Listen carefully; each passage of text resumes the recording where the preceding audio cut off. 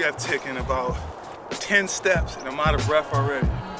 Let's turn around and go back home.